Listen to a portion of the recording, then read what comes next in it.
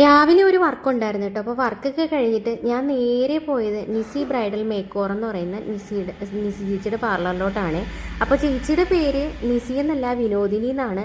അപ്പോൾ ഞാനും അനിയനും വിളിക്കാറുള്ളത് നിസി എന്നാണ് കേട്ടോ. എനിക്ക് ആ പേര് ഭയങ്കര ഇഷ്ടമാണ്. അതുപോലെ തന്നെയാണ് ഈ ചേച്ചിയും കേട്ടോ. ചേച്ചി ഭയങ്കര സപ്പോർട്ടീവാണ് കേട്ടോ.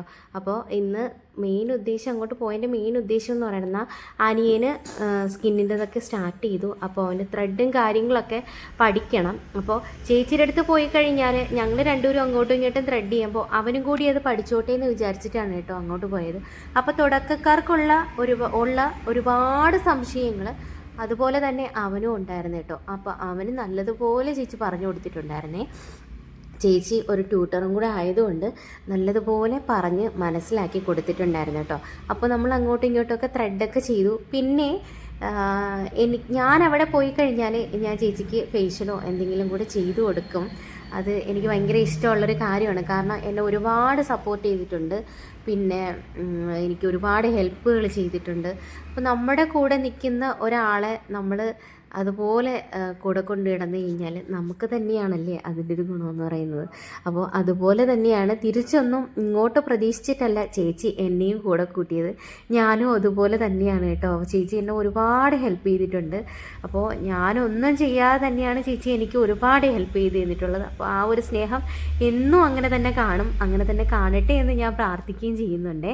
അപ്പോൾ വീട്ടിലോട്ട് ഇതെല്ലാം കഴിഞ്ഞിട്ട് നേരെ വീട്ടിലോട്ട് പോകാൻ നേരം നല്ല മഴ പെയ്തിട്ടുണ്ടായിരുന്നു. അപ്പോൾ മഴയെല്ലാം കണ്ടാണ് ഞാൻ വീട്ടിലെത്തിയത്. കാരണം അത്രയ്ക്കും വേണ്ടി നനഞ്ഞ് കുളിച്ചാണ് വീട്ടിലെത്തിയത്.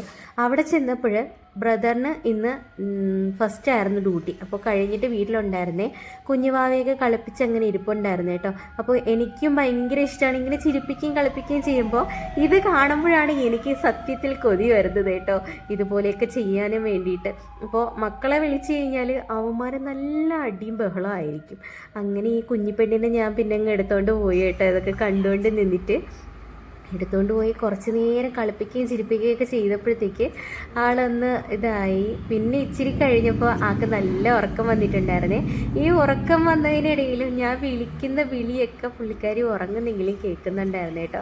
അപ്പോൾ ഞാൻ വിളിച്ച വിളിയെല്ലാം വീണ്ടും കേട്ടോണ്ടാണ് കിടന്ന് ഉറങ്ങുന്നത്.